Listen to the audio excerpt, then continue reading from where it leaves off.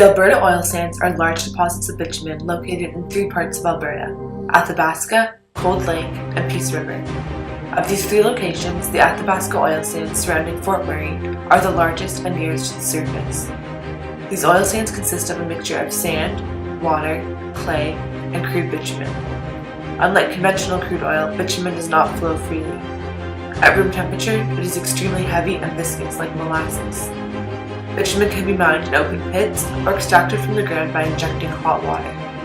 Once it has been extracted, the bitumen must be refined and processed before it can be sold to refineries and turned into products. The process of extracting and refining the bitumen found in the Alberta Oil Sands is extremely destructive to the environment. It emits greenhouse gases into the air, ravages the land, harms the local wildlife, pollutes the third largest watershed in the world, creates toxic tailing ponds, intrudes on First Nations land, and destroys Canada's international reputation.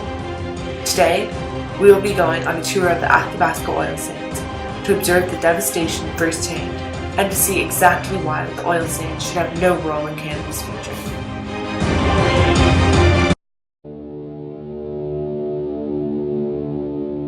Today, the oil sands are the fastest growing source of greenhouse gas emissions in Canada.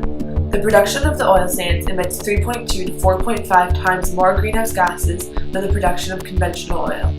In fact, greenhouse gas emissions from the oil sands are so high that if Alberta were a country, its per capita greenhouse gas emissions would be higher than any other country in the world. Per day, the oil sands release as much carbon dioxide as all the cars in Canada. The oil sands emissions have doubled in the past decades, and the industry expansion plan will double emissions again this decade, from 48 million tons in 2010 to 104 million tons in 2020. At a time when global climate change is a harsh reality, continuing to fund a project like the oil sands is completely outrageous.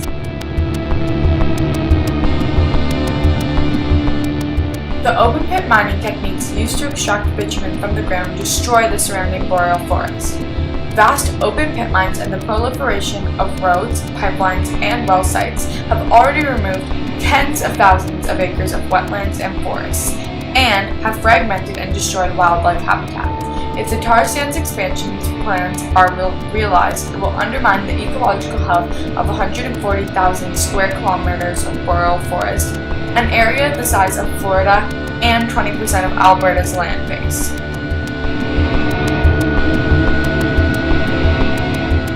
The oil sands operations threaten both the quantity and quality of Alberta's watershed.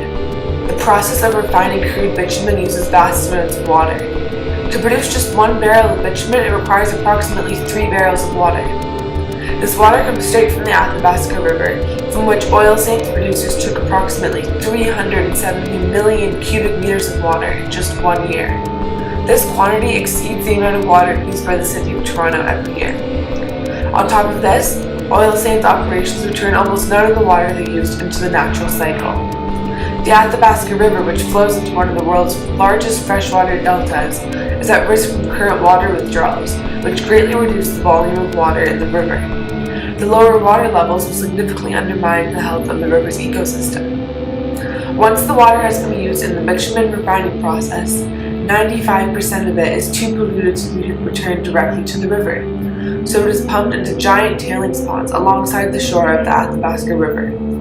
These open ponds cover an area of 176 square kilometers, which is approximately 50% larger than the city of Vancouver.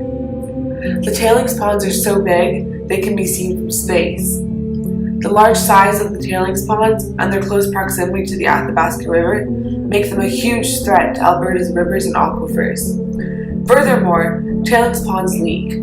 According to some estimates, one tailings pond will leak 6.5 million liters of toxic waste a day. The leaking tailings seep through the ground and into the Athabasca River, where they can travel up to 100 kilometers and settle in remote lakes, contaminating fish and wildlife along the way.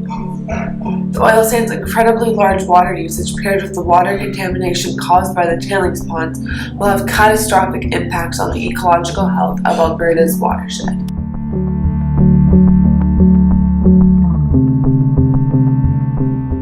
Dr. John O'Connor, a physician and medical examiner for the remote northern community of Fort Chip, says the population of 1,200 has been disproportionately affected by a high number of both rare and common cancers.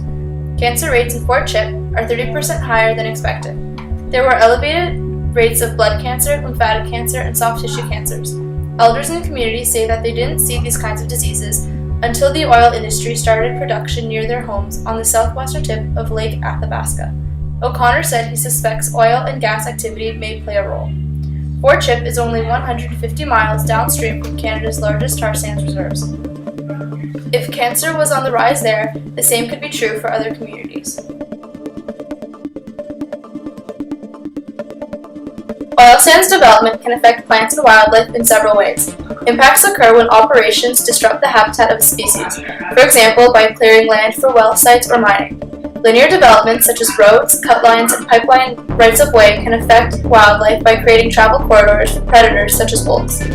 Alberta's boreal forest is one of the last wild forests left in the world. It is home to thousands of plants and animals, contains 35% of Canada's wetlands, and is a functioning whole. It stores carbon, regulates climate, and filters water. The boreal forest is an incredible ecosystem that needs protection from the unrelenting pressures of increased oil sands development.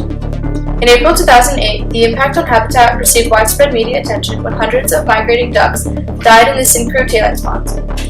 There is also concern about links between habitat loss and declines in populations of at-risk species. At least 12 rare and endangered species will be put in harm's way, including the black-footed ferret, the northern swift fox, the whooping crane, the interior least tern, the American burying beetle, and the woodland caribou. Pipelines in Alberta can range in size from 5 to 122 centimeters in diameter. There are various potential environmental issues associated with pipeline construction and operating, including land and water contamination from oil and gas or saltwater spills, loss and fragmentation of wildlife habitat and natural vegetation, and loss of soils through mixing or erosion, soil compaction, reduced land capability and productivity in agricultural, prairie, and forested areas, greater access for public and off-road vehicles to natural areas, increasing exposure of wildlife to humans, stream sedimentation, and impairment of fish habitat.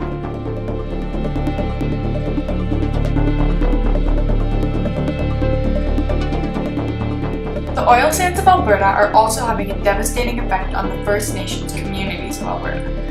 These communities are forced to endure extremely poor air and water quality. 80% of the traditional territory of the Mikisew Cree and Athabasca Chipewyan First Nations has been inaccessible for most of the year because of oil sands development. There have also been 20,000 treaty rights violations documented by the Beaver Lake Cree. This is a turning point in Canada's history. People all over the world are speaking out against the Alberta oil sands. Canada must make a decision. We can continue to destroy the environment and compromise the rights and health of citizens for economic gain. Or we can preserve our beautiful lands and become a world-class leader in the climate change movement. In the end, the choice is clear.